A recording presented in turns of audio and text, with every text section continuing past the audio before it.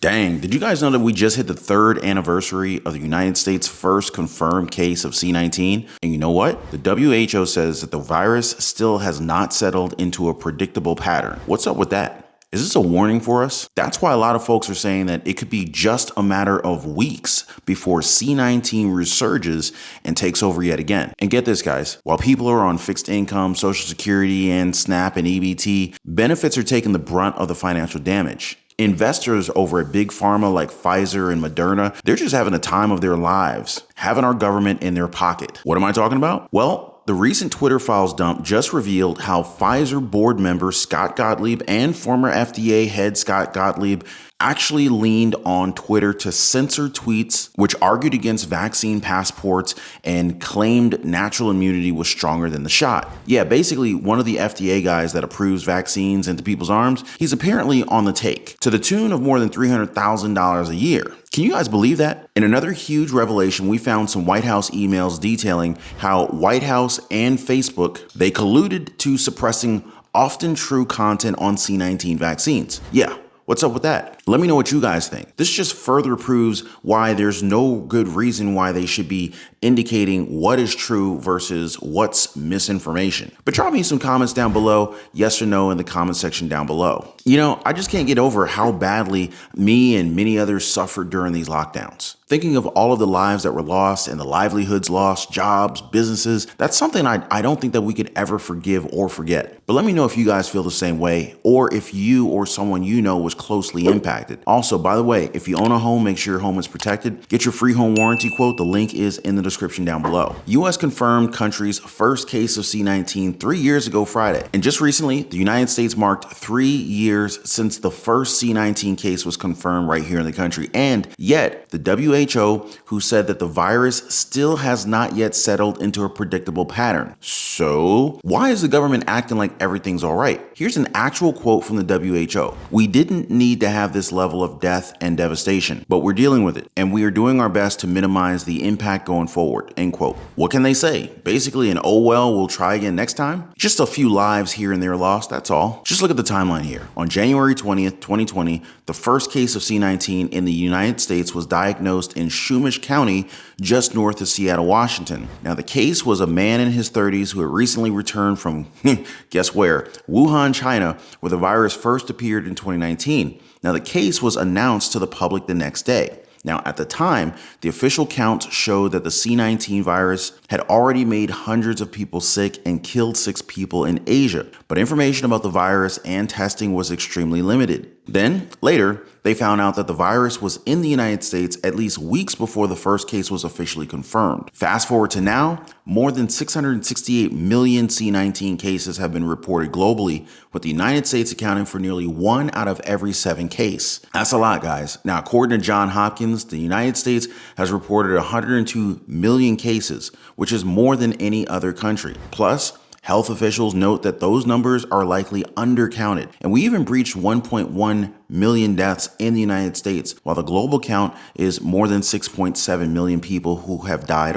around the world. So, 1 in every 6 deaths came from the United States. Doesn't really inspire very much confidence in how they're handling things, does it? But what do you guys think? Maybe I'm off base. Now, in fact, C-19 was the 3rd leading cause of death right here in the United States, both 2020 and 2021, and will likely be again when 2022 data is released. But just recently, the Biden administration once again renewed the C-19 public health emergency. Can you believe that? But they tell us not to worry about it. Yeah, these are definitely confusing times. Not helping with things are news like this. Former FDA head Scott Gottlieb was just revealed to be on the take for big pharma company Pfizer. Twitter just dumped some serious files showing how Gottlieb leaned on Twitter to censor tweets which argued against vaccine passports and claimed natural immunity was stronger than the shot. Here's a tweet from Dr. Brett Giroir that got flagged. It said this, quote, "It's now clear C-19 natural immunity is superior to vaccine immunity by a lot," end quote. Take note, guys, a lot. Quote, "There's no science justification for vax proof if a person had prior infection. CDC director and POTUS must follow the science. If no previous infection, get vaccinated?" End quote. Yeah, you heard it here first, guys. So apparently Pfizer board member and former FDA head Scott Gottlieb used his influence to pressure Twitter to flag the tweet, which I have to say reads very innocent to me. But what about you guys? And it's from a doctor, by the way. They found the truth when eccentric billionaire Elon Musk did his Twitter files dump. You ever notice how when someone's rich and out of their mind, people call them eccentric? If they're a poor person, they just be called crazy. You know what I'm saying? Anyway,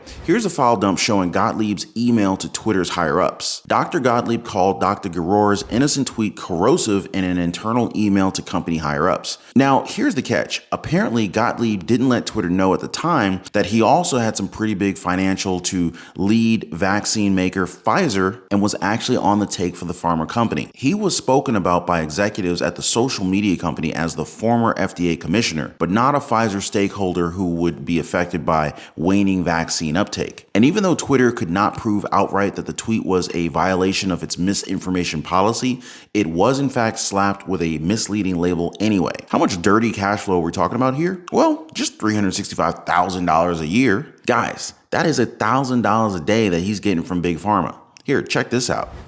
Clayton, I can tell you, I was appalled at what I learned. I'm a frequent contributor on Fox News, Newsmax, many stations. I do it all pro bono. I don't receive a dollar for doing this. And we learned that former FDA chairman Scott Gottlieb, who's young and he's underaccomplished as an academic physician. He certainly isn't at my level of standing. You could tell he was ripe to go on the take. And we learned now that he was being paid $365,000 a year by Pfizer, had a frequent contributor contract with CNBC, and he was going on almost a daily basis from Garden Patio. If you remember, through the pandemic, I watched it too. And Andrew, Becky, and Joe and CNBC took it hook, line, and sinker, everything he said. And if you've been watching mainstream media, Gottlieb's a regular on most news shows, always talking about how vaccines are good and, how people all need a shot in their arm. And if anyone says otherwise, they're misinformed bigots. You know what I'm saying? I have people telling me how they lost friendships over this and even jobs. Their only fault? Openly questioning our society, our government over whether or not something experimental should be mandated. It basically put a target on their backs. And this is coming from people who work in the healthcare profession. They should know what they're talking about. And the worst part is many people still don't believe it. At this point, I really wouldn't even be surprised if things went as high as President Biden even. Just look at what I found here. Not just misinformation. In emails to White House, Facebook admits suppressing often true content on C-19 vaccines. According to official emails that we uncovered, Facebook told an official at the Biden White House that the big tech company didn't just stop at suppressing information, or I should say misinformation, but even went a step further and took actions against the virality of often true content regarding the C-19 vaccines. Missouri Attorney General Andrew Bailey released the documents through a court case, Missouri versus Biden, alleging that some of President Joe Biden's top officials colluded with big tech social media companies to violate Americans' right to free speech under the First Amendment, end quote. He also mentioned, quote, the Biden administration's blatant disregard for the First Amendment and its collusion with big tech social media companies to suppress speech it disagrees with. End quote.